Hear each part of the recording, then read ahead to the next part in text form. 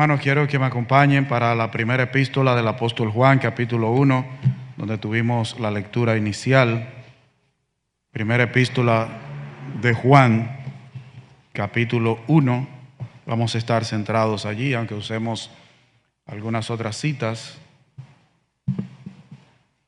Esta epístola nosotros la conocemos como la primera epístola de Juan, pero ciertamente en la epístola no aparece el nombre del autor, pero los primeros cristianos siempre manifestaron que esta carta había sido escrita por el apóstol Juan, el escritor, el autor humano, aunque sabemos que el autor divino es precisamente Dios. También el destinatario de esta carta no se menciona tampoco a quién se dirigió, pero se supone que es una epístola dirigida a las iglesias que estaban en Asia, que existía en esa época en Asia. Y no se sabe tampoco la fecha exacta en que se escribió.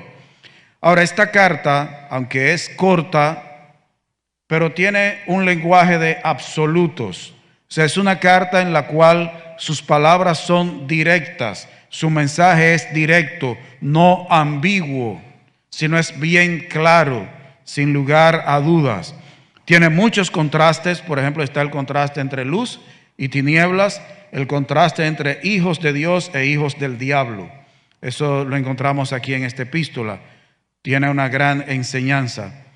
Los estudiosos de la palabra de Dios dicen que posiblemente esta epístola de primera de Juan se escribió para enfrentar la doctrina llamada gnóstica.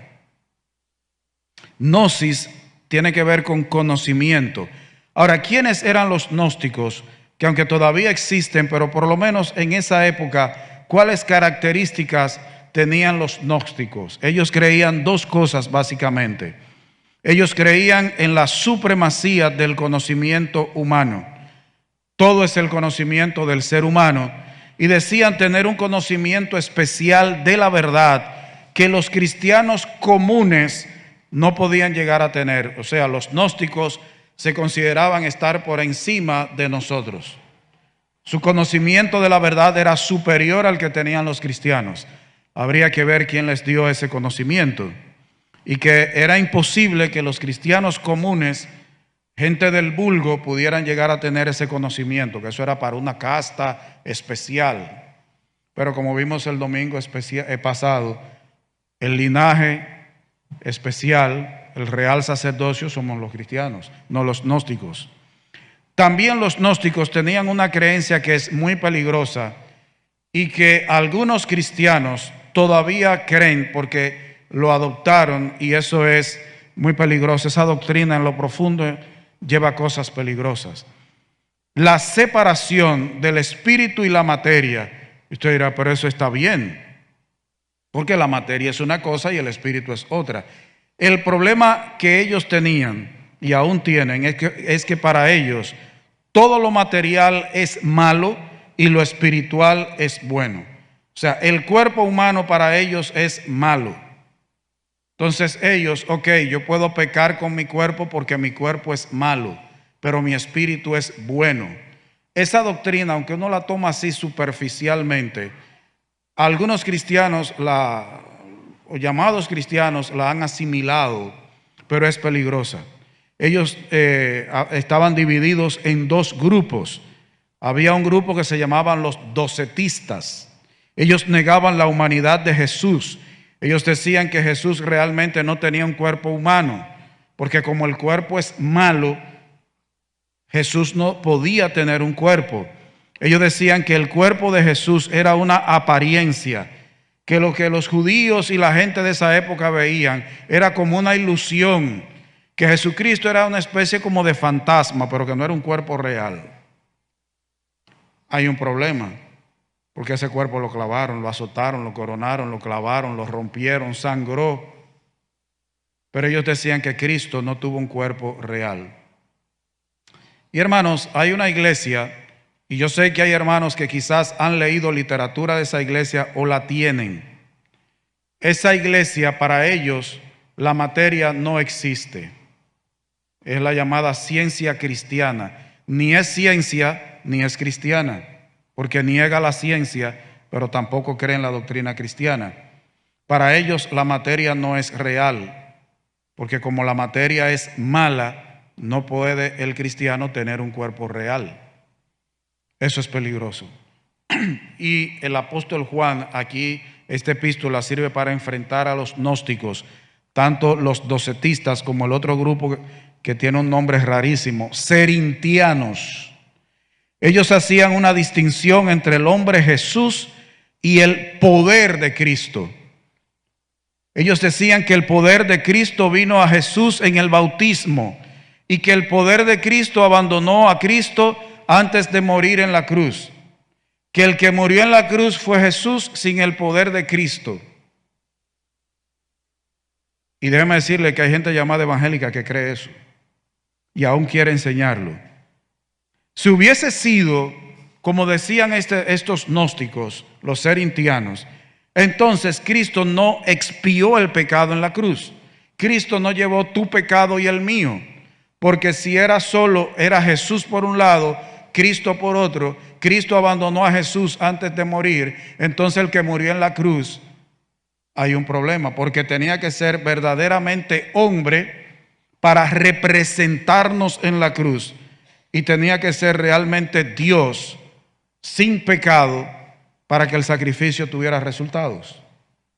Ellos tenían ese problema. En este capítulo 1 de Primera de Juan y gran parte y el capítulo 2, hay una palabra que se repite mucho, es la palabra comunión, que precisamente de ahí es que viene el título del mensaje, la comunión verdadera. La comunión tanto entre el creyente y Dios como entre los creyentes unos con otros. Ahora, ¿qué significa la palabra comunión? La palabra comunión significa compartir, tener algo en común, participar de lo mismo, compañerismo. Y aquí habla de el tener una relación estrecha primero con Dios y después los creyentes unos con otros, tener compañerismo, tener intimidad. Ahora, este capítulo 1 comienza recordando algo que el apóstol Juan escribió en el Evangelio. Este capítulo 1 de Primera de Juan, por lo menos el versículo 1, parte del 2, o el versículo 2 también completo, recuerda lo que Juan dijo en el Evangelio en Juan 1:1, que en el principio era el verbo estaba con Dios y el verbo era Dios. ¿Qué dice este versículo 1? Lo que era desde el principio, lo que hemos oído, lo que hemos visto con nuestros ojos, lo que hemos contemplado y palparon nuestras manos tocante al verbo de vida, porque la vida fue manifestada y la hemos visto y testificamos y os anunciamos la vida eterna, la cual estaba con el Padre y se nos manifestó. Lo que hemos visto y oído, eso os anunciamos, para que también vosotros tengáis comunión con nosotros. Fíjese que aquí menciona lo que él escribió en Juan 1:1, pero aquí también en el versículo 2 está enfrentando la doctrina de los gnósticos. Fíjese que en el 1 termina hablando, dice, ahí habla de que él vio, contempló, palpó, o sea, Jesús no era un fantasma, Jesús era real, tenía un cuerpo real. Dice, y la hemos visto y testificamos, damos testimonio de eso. La verdadera comunión, tanto para con Dios como los creyentes uno con otros, parte de creer un testimonio verdadero, de tener el conocimiento real acerca de Cristo. Juan era testigo de primera mano, anduvo con Jesús, el verbo que él menciona en Juan 1:1. Sabía que Jesús fue real, no un espíritu o una imaginación. Lo oyó, lo vio, lo palpó, lo contempló. Se recostaba en su pecho. Se presume que el discípulo que se dice, que él mismo dice que era el discípulo amado, era él mismo. Se recostaba en el pecho del Señor. Eso contradice a los gnósticos, que Jesús no tuvo un cuerpo, que era un espíritu, era una imaginación, que era como un fantasma. Dice, no, yo lo oí, lo vi y lo palpé. usó los sentidos con el Señor. Era materia, era algo físico.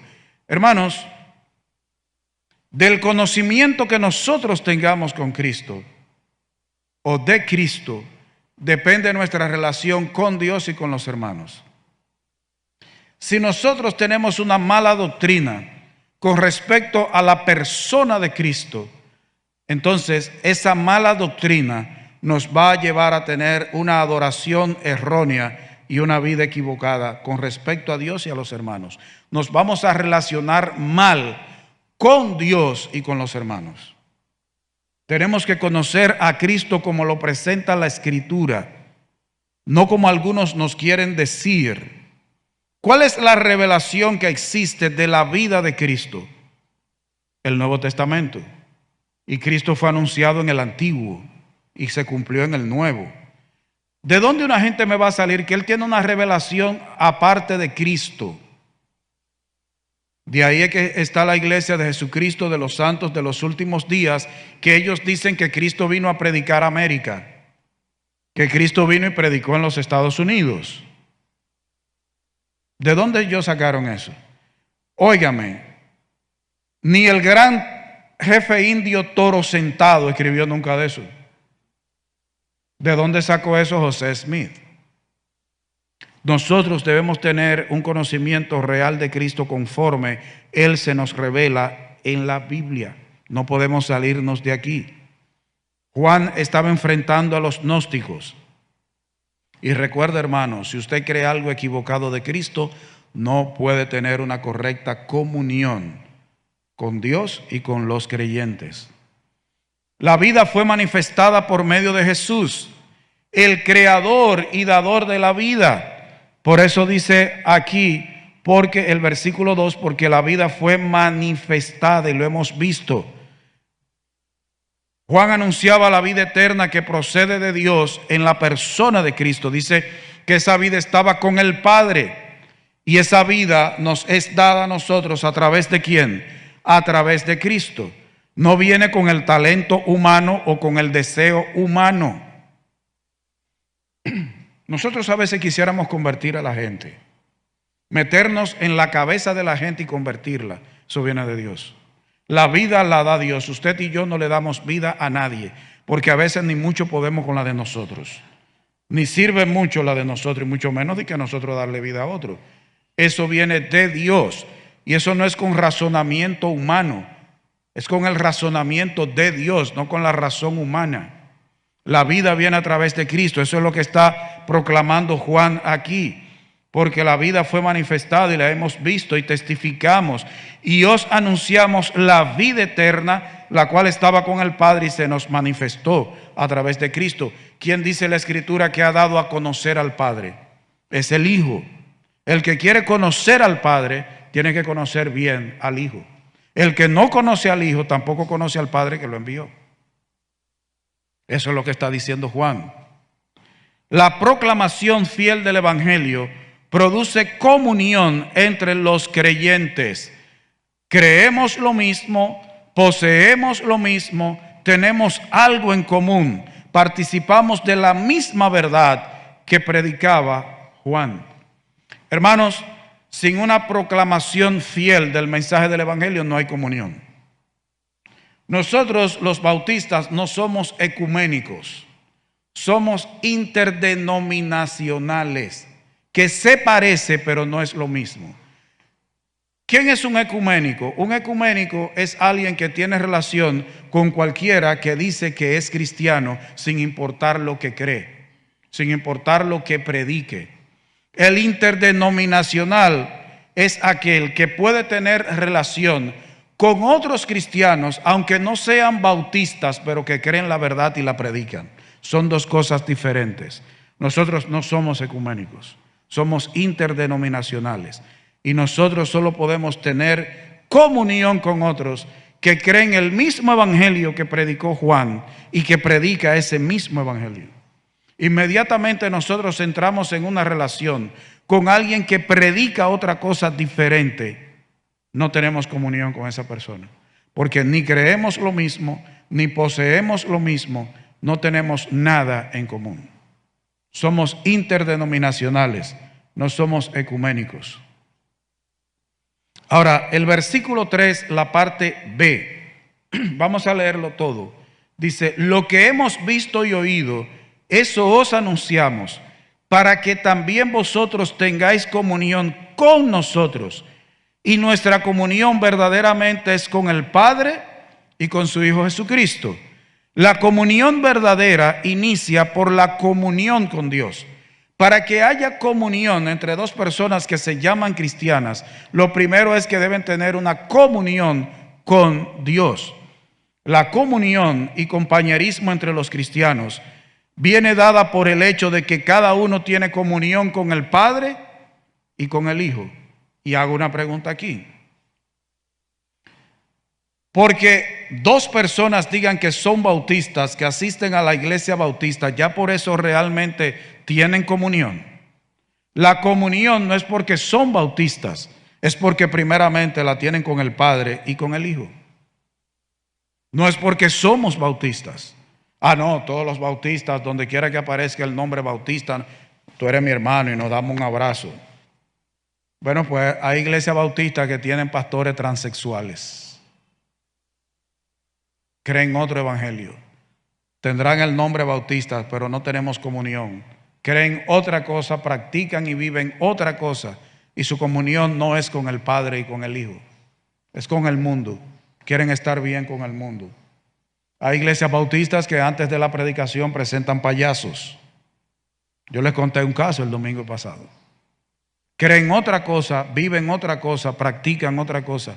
La verdadera comunión no está porque tengamos el mismo nombre en el templo. Es porque tenemos comunión con Dios el Padre y con su Hijo Jesucristo. De ahí es que parte la verdadera comunión. Es imposible la comunión, el compañerismo, la armonía y la sociedad entre dos personas llamadas cristianas si una de ellas no tiene participación y compañerismo con Dios. ¿Qué dice Hebreos 3:14? Hebreos capítulo 3, versículo 14 dice, porque somos hechos participantes de Cristo con tal de que retengamos firme hasta el fin nuestra confianza del principio. Nosotros somos hechos participantes de Cristo, de la naturaleza divina. Pero ¿cómo se muestra eso? En la vida, en la vida. No es como hay gente que quiere estar saltando, hoy cree una cosa, mañana cree otra, hoy está en una iglesia, mañana cree en la otra. Es por su comunión con el Padre y con el Hijo. ¿Qué dice Amós 3:3? Y es una porción bien conocida, Amós 3:3. ¿Andarán dos juntos si no estuvieran de acuerdo? Hermanos, entre los seres humanos existen acuerdos que se hacen coyunturalmente. Por ejemplo, el mundo tiene un dicho: el enemigo de mi enemigo es mi amigo. Espiritualmente no. Espiritualmente no. ¿Andarán dos juntos si no estuvieran de acuerdo? Uno de los dos tiene que sacrificar sus principios. Y casi siempre, ¿quién lo hace? El verdadero. Cuando hay alguien que no es de Dios y otro que sí es hijo de Dios y comienzan a hacer una alianza, dizque por la obra de Dios, ¿quién va a sacrificar sus principios? El falso no lo hace. El verdadero es el que termina sacrificando sus principios. Y eso es pecado. Eso es pecado. Debe haber primero compañerismo, comunión, participación con Cristo, con Dios el Padre, ser de los de Cristo. Y nosotros conocemos lo que dice Corintios: no os unáis en yugo desigual con los incrédulos. Porque ¿qué compañerismo tiene la luz con las tinieblas? Pero nosotros decimos, no, es que, fíjate, eso es real, pero por ahora, aunque sea por hoy. No, hermanos, no transijamos con eso. Cristianos con cristianos. Tenemos familia, tenemos amigos, tenemos conocidos, a cada cual lo tratamos como debemos tratarlo, pero en las cosas espirituales, creyente con creyente, cristiano con cristiano.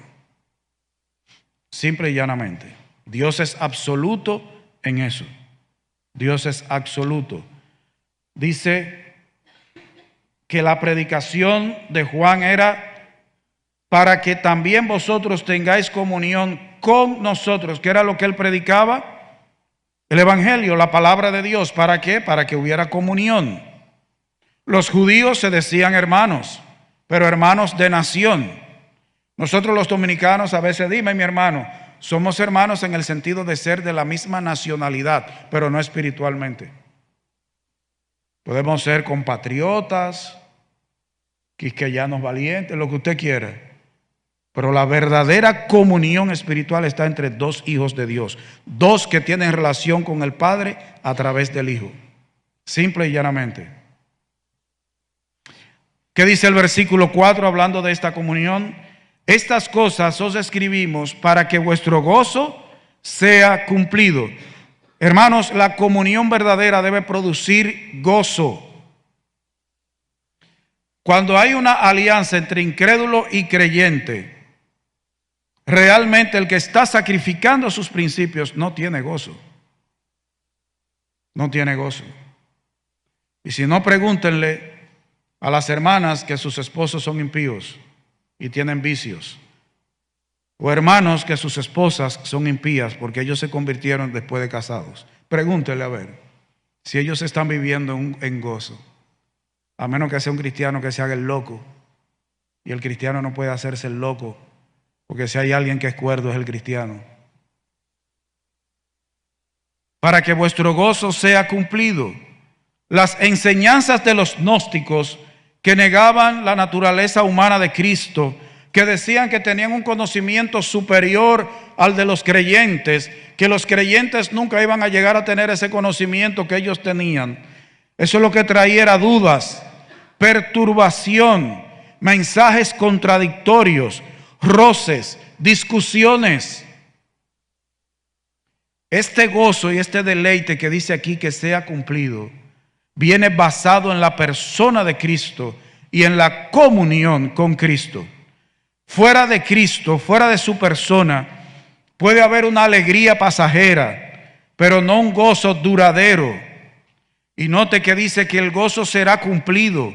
Cumplido significa perfecto, que llena. El mundo con sus filosofías, aunque la quieran vestir de cristianismo, lo que está lleno de depresión, de ansiedad, de estrés. El cristiano, ¿por qué tiene gozo en esta comunión? En la comunión con Cristo, en la comunión con el Padre, ¿quién es el centro de esa comunión? ¿Alrededor de quién gira esa comunión, esa relación, ese compañerismo? Alrededor de Dios. Dios es el centro. Pero los falsos, incluyendo los gnósticos, el evangelio, que no es un evangelio de la prosperidad y todo eso, ¿quién es el centro de ese evangelio? El ser humano. Es un evangelio humanista. Entonces, ¿qué pasa? El cristiano, el verdadero cristiano, que tiene una comunión con Dios, una comunión primero vertical hacia arriba, la verdadera comunión comienza hacia arriba. El que tiene verdaderamente a Cristo como el centro de su relación, ¿en qué tiene fija su mente? ¿En qué tiene fijo su corazón? Su vida diaria, ¿en quién está centrada? Todas sus necesidades, ¿ante quién las lleva? Todos sus anhelos, todos sus planes, es en la persona de Dios. Pero el que tiene otro evangelio, como estos bárbaros, estos gnósticos, o el evangelio de la prosperidad, que el ser humano es el centro, ¿usted cree que verdaderamente van a tener una relación, van a tener gozo? Hermanos, cuando el hombre es el centro, se deprime, se amarga, se estresa, se llena de ansiedad, porque él quiere pero no puede, él anhela, él desea, él quiere llegar a ser. ¿Y qué sucede en ese caso? que como el ser humano es el centro de esa relación, Él no ve con buenos ojos a aquellos que no colaboran con sus anhelos y deseos. Él ve a otros seres humanos como gente que entorpece su progreso en la vida y no tiene gozo, se amarga. Aquel que tiene esos anhelos de su corazón, que Él es el centro, el que controla su vida, se siente mal cuando el otro crece. No hay comunión ahí, hermanos. Usted sabe cómo dicen que termina la fiesta de los monos, ¿verdad que sí? A rabazo limpio. Cuando hay un supuesto compañerismo, una supuesta comunión entre cristiano y no cristiano, la cosa termina como la fiesta de los monos. ¿Y sabe a quién es que le dan los rabazos? Al cristiano.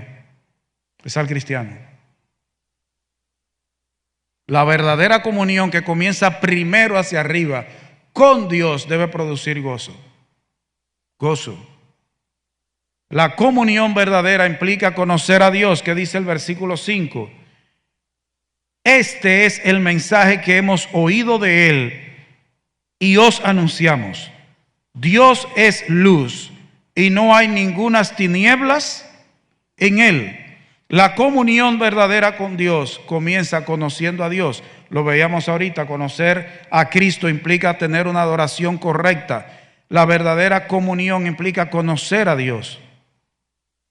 La afirmación de una visión adecuada de Cristo constituye la primera prueba de comunión verdadera con Dios y pertenencia a su pueblo. Hermano, ¿usted quiere saber cómo anda el corazón de una persona que dice que es cristiana? Escúchelo hablar de Cristo. Escúchelo hablar de Dios. ¿Qué Él considera del Padre? ¿Qué considera del Hijo? ¿Qué considera del Espíritu Santo? ¿Qué cree de Dios? ¿Qué cree de Cristo? Cuando ora, ¿cómo habla del Padre? ¿Cómo habla del Hijo? Hay mucha irreverencia, hay mucha falta de respeto a veces en la forma en que nos comunicamos con Dios. Es por falta de un conocimiento correcto de quién es Dios. Hermanos, si nosotros viéramos a Dios como lo presenta este versículo, que Dios es luz y que no hay ninguna tinieblas en Él, entendiendo esa naturaleza de Dios y quiénes somos nosotros, hablaríamos de otra manera con respecto a Dios y nos dirigiríamos a Él de otra manera. Entendiendo que Él es luz y que en nuestro viejo hombre, en nuestro corazón, lo que hay es oscuridad y pecado, trataríamos a Dios de otra manera. Que la luz que hay en nosotros viene de Él, lo trataríamos de otra manera. Hay gente que habla a Dios y de Dios como que Dios es un muchacho, como que Dios es hijo del que está orando. Mucho cuidado. Observe, preste atención a cómo hay gente que se refiere a Cristo. Dice, este es el mensaje que hemos oído de Él. ¿De quién oyó Juan ese mensaje que está anunciando en este versículo 5 y en los versículos que hemos visto antes? Del mismo Dios. Dios es luz y no hay ningunas tinieblas en Él. ¿Qué dice el Salmo 118, 27? Jehová es Dios y nos ha dado luz, dice la primera parte de ese versículo. ¿Quién es el único que puede dar luz? El que es luz. No es que Dios tiene luz, Él es luz, no solo que tiene, Él es luz. Y cuando nosotros leemos Apocalipsis, leemos que su luz es más fuerte que la del sol. Dios es luz. No solo que Él habita en luz, que Él es luz. En sentido moral, en su carácter y en sentido doctrinal, Él es luz. No hay ningunas tinieblas en Él. ¿Qué dice 2 Corintios 4:6? 2 Corintios 4:6. Porque Dios, que mandó que de las tinieblas resplandeciese la luz, es que el que resplandeció en nuestros corazones para iluminación del conocimiento de la gloria de Dios en la faz de Jesucristo. Aún la palabra gloria implica que Él es luz, porque la palabra gloria implica brillo, fulgor. Dios es luz, resplandece en las tinieblas en todo el sentido. Las tinieblas desde el punto de vista espiritual y desde el punto de vista de la física. Él es luz, Él resplandece, Él brilla, Él alumbra el conocimiento. Por eso es que el mundo está en ignorancia.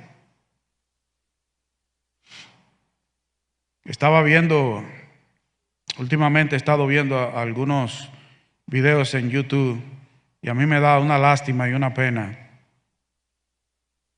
Una joven que dice que ella come sano. Fíjese a ver si el ser humano carece de luz, está en tinieblas. Ella es obesa. Dice que ella come sano, que ella apenas come en el día. ¿Usted ve las tinieblas que tiene el ser humano en su corazón, que ella se miente a sí misma?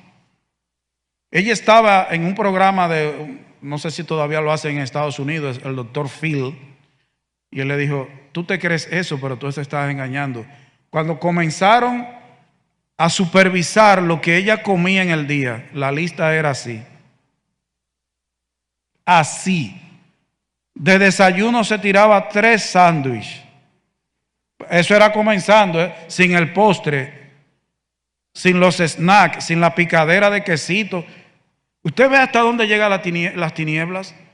Dios es luz en el sentido físico y en el sentido espiritual. El mundo vive en tinieblas. Por eso es que la relación, para tener un verdadero compañerismo con alguien que dice que es cristiano, ese alguien debe tener una relación hacia arriba primero. Dios es luz en 2 aspectos.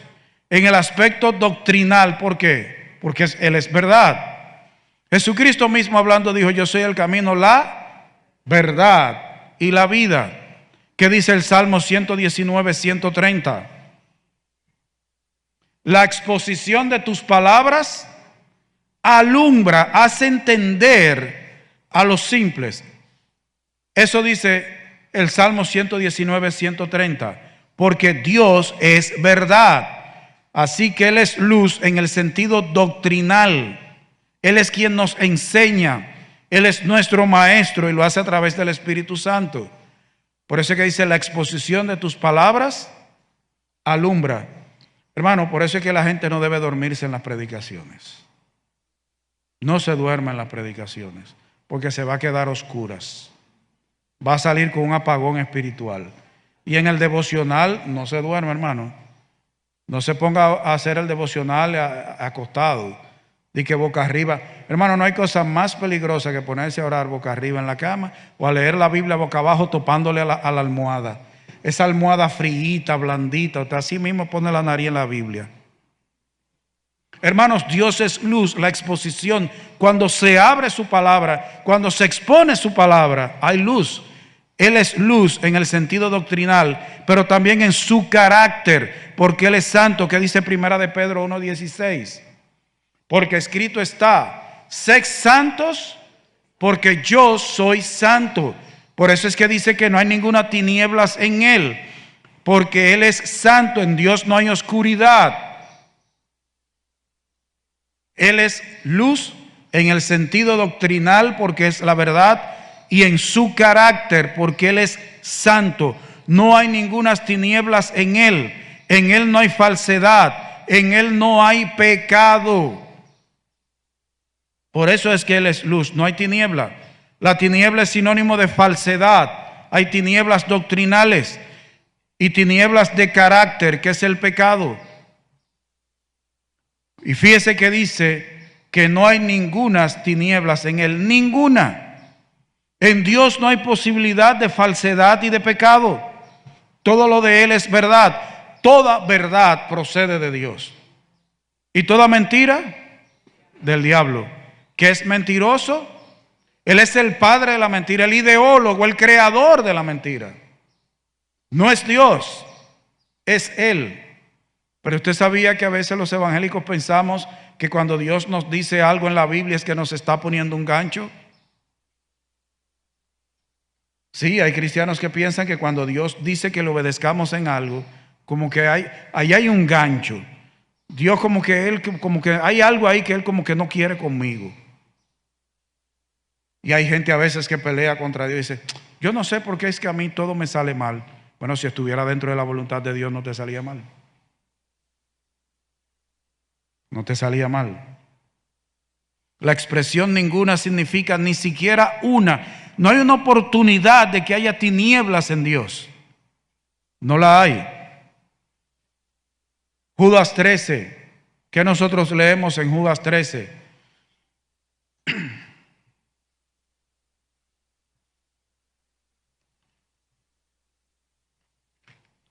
Judas versículo 13, no capítulo 13. Judas 13 dice, hablando de los falsos, que en ellos sí hay tinieblas, fieras ondas del mar, que espuman su propia vergüenza, estrellas errantes, para las cuales está reservada eternamente la oscuridad de las tinieblas. Esas estrellas errantes son como los hoyos negros. ¿Usted sabe lo que es un hoyo negro? Un hoyo negro es una estrella que se apagó y se consume, pero tiene una tremenda fuerza de gravedad. Todo lo que pasa de esa estrella, ella lo ala, y nada de lo que penetra al campo de ella puede salir jamás de ahí. Ella se adueña de todo lo que hay. Esas son estrellas, son hoyos negros, son estrellas apagadas. No tienen brillo, no tienen luz, pero existen. Y se dice que en el centro de cada galaxia hay un hoyo negro. Pues hay gente que son así. Satanás y sus seguidores son así. La comunión verdadera es contraria al pecado. Si decimos que tenemos comunión con Él y andamos en tinieblas, mentimos y no practicamos la verdad. Él es luz, no hay tiniebla en Él, Él es verdad, Él es santo. Entonces, el que dice que tiene comunión con Él, pero anda en tinieblas, ¿qué dice aquí que es?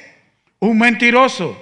Es alguien que no practica la verdad, es contrario a Dios, todo lo contrario de lo que Dios es. Una persona que dice que tiene compañerismo con Dios, pero su vivir y su conducirse es en las tinieblas, es un mentiroso.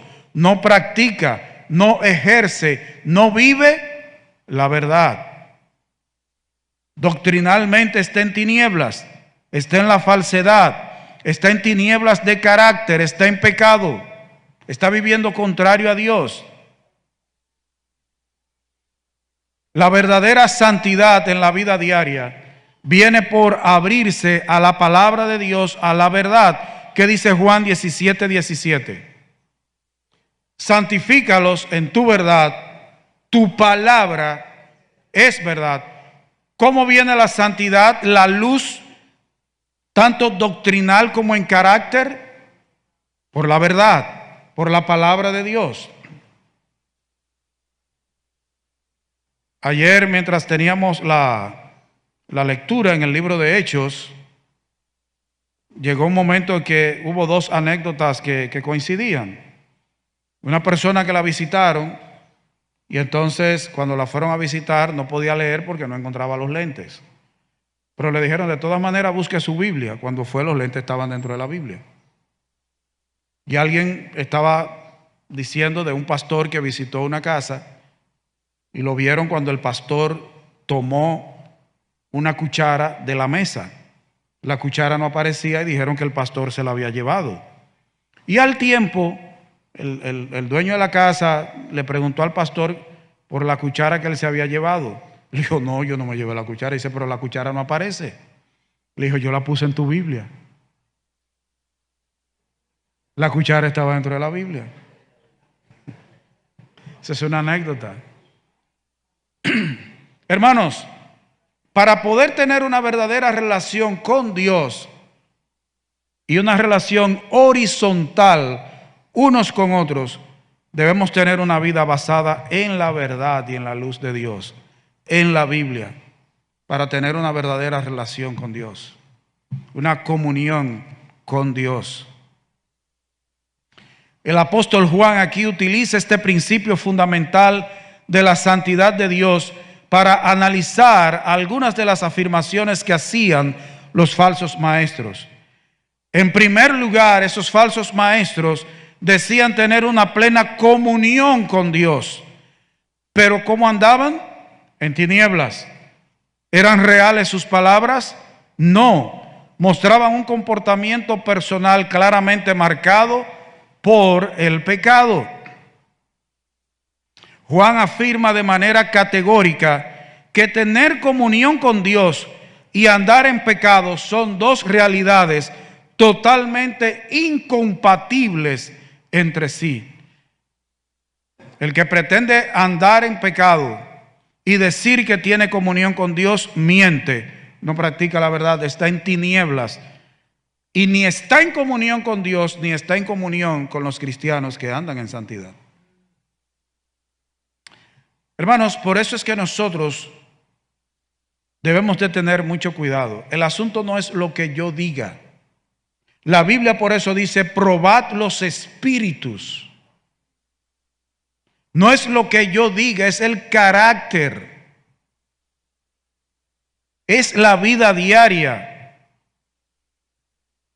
¿Cuál es el parámetro para medir cómo anda nuestra vida en cuanto a la luz y a la santidad?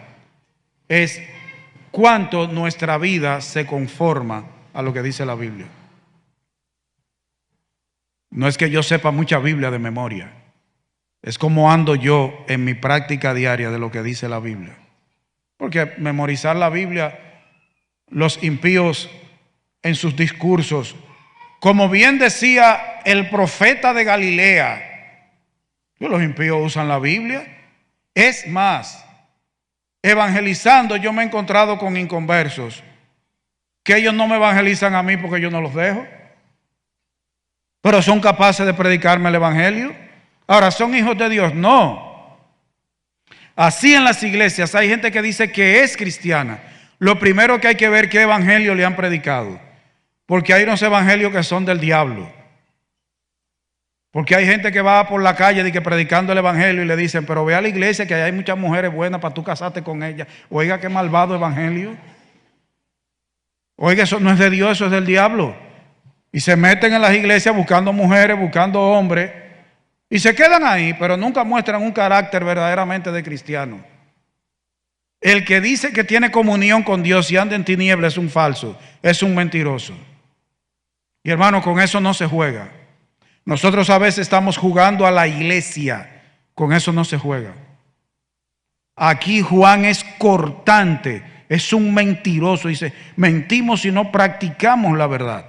No importa quién sea, cuántos años tenga sentándose ahí. No importa. Es que dice aquí, si decimos que tenemos comunión con Él y andamos, nos conducimos como lo de las tinieblas, mentimos, no practicamos la verdad. Y hermanos, la comunión verdadera entre cristianos exige el andar en la luz. En la luz. ¿Qué dice el versículo 7, la primera parte? Pero si andamos en luz como Él está en luz, tenemos comunión los unos con los otros. Hermanos, ¿cuál es una condición que hay aquí para tener comunión los unos con los otros? Andar en la luz. Cheque, pero en lugar de ser mentirosos y no practicar la verdad, si andamos en luz como Él está en luz, tenemos comunión unos con otros. Depende de nuestro andar en la luz. El tener comunión unos con otros depende de andar en la luz, tanto en la luz doctrinal, en creer la verdad, como en el carácter, vivir la verdad y andar en santidad. La manera de andar resulta en una limpieza continua del pecado, según el Señor nos muestra que hemos pecado y nos perdona. Puesto que quienes andan en la luz participan del carácter de Dios, ellos llegan a caracterizarse por su santidad, y esto indica que su comunión con Él es verdadera. Un cristiano auténtico no anda en tinieblas, sino en la luz, y su limpieza de todo pecado es continua y es manifiesta. Todos pecamos, pero una cosa es pecar y otra es vivir en la práctica impenitente del pecado. Hay gente que dice que es cristiana y cuando usted ve su estilo de vida demuestran todo lo contrario. Y cuando usted se acerca a ellos con la palabra, lo que hacen es vituperarle. No tienen comunión con el Padre. Ay, hermano, pero es que el único que come corazones es Dios. Aquí dice claro. Mire, no juzguéis para que no seáis juzgados. Cristo dijo, juzgad con justo juicio. Y el Señor dice, por ejemplo, un pasaje, que no echemos las perlas a los puercos, a los cerdos, ni deis lo santo a los perros. Entonces usted tiene que distinguir quién es un cerdo y quién es un perro. Claro, no se ponga a estarle diciendo puerco a nadie. Pero eso significa tener discernimiento. Discernimiento. Por eso es que estamos viendo tantas cosas que viven avergonzando a la iglesia y trayendo blasfemia al nombre de Cristo, porque Dios habla claro aquí. Nosotros, ay hermano, es que yo lo veo y él es como tan buena gente. Dios es mejor que él y Dios te está diciendo a ti que ese es un falso, o tú eres más santo que Dios y más bueno que Dios, porque nosotros queremos ser más buenos que Dios. Pero es Dios quien te está diciendo aquí que el que anda en la luz como Dios está en luz, tenemos comunión unos con otros. Dice, y la sangre de Jesucristo su Hijo nos limpia de todo pecado. Aunque una persona asista a los cultos, evangelice, puede ir a la obra misionera, puede cantar, tocar, predicar en el púlpito, dirigir, leer la Biblia, orar, etc. Si anda en tinieblas, es de las tinieblas. Es de las tinieblas. Tal persona no es compañera nuestra, no tiene comunión con nosotros. No participa de lo mismo que nosotros. No comparte lo mismo que los verdaderos cristianos. Hay algunos que dicen ser cristianos, ser hijos de Dios y tener comunión con Él, que no están andando en luz y por lo tanto son mentirosos. Son mentirosos. Y eso lo dice el Señor en su palabra. Por ejemplo,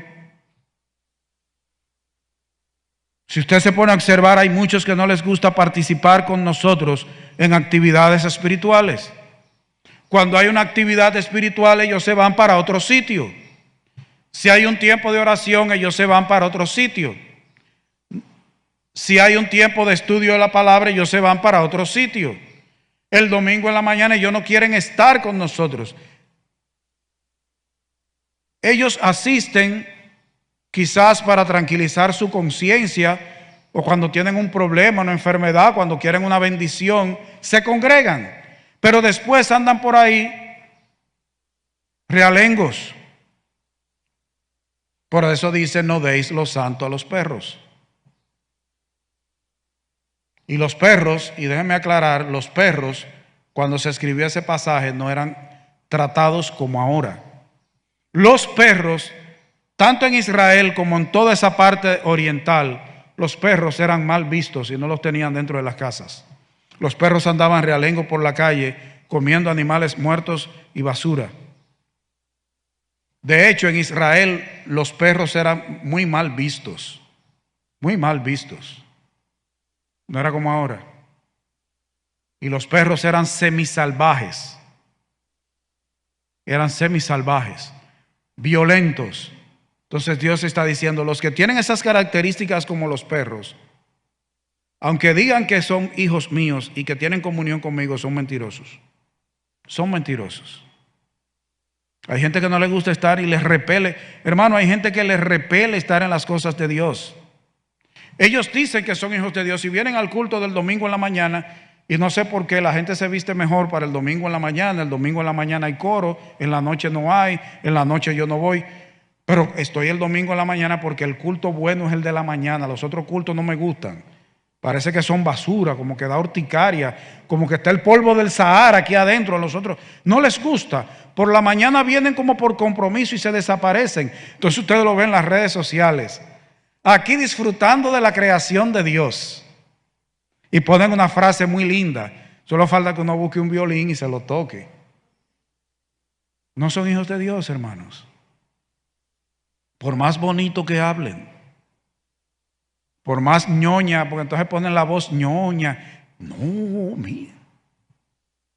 Hermanos, nosotros hemos visto hoy en la mañana que la comunión verdadera parte de creer un testimonio verdadero, de creer lo correcto con respecto al Padre y al Hijo.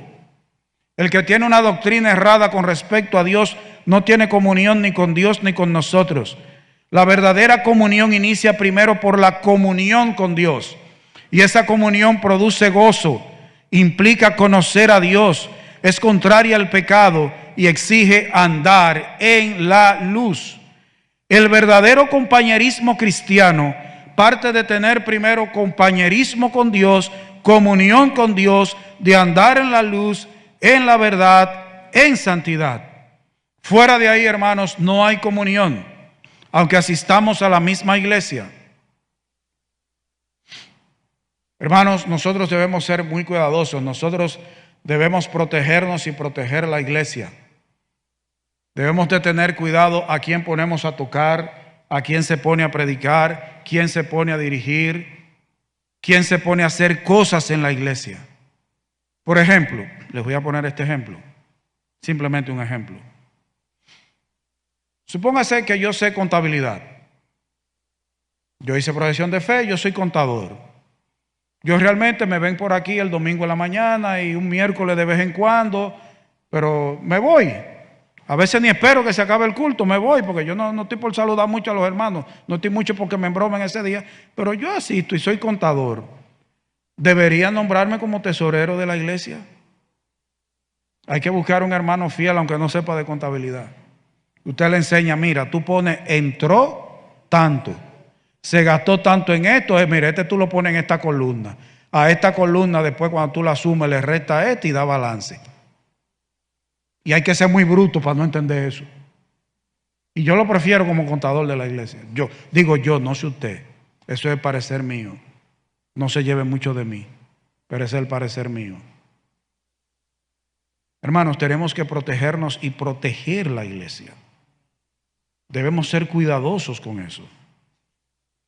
Hermanos, debemos acercarnos más a la palabra de Dios para conocer acerca de la comunión verdadera.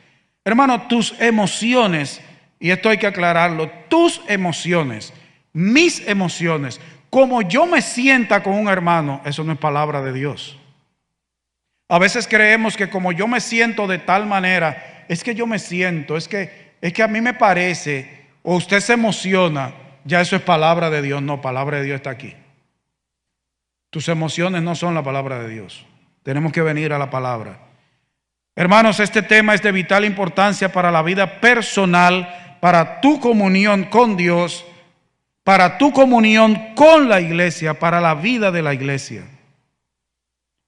Aceptamos a veces entre nosotros a gente que en verdad no conoce a Dios, que cree, vive, habla y enseña otra cosa diferente a lo que es el Evangelio. Vamos a tener comunión con aquellos que primero tienen una comunión verdadera con Dios, está basada en la verdad y en la santidad.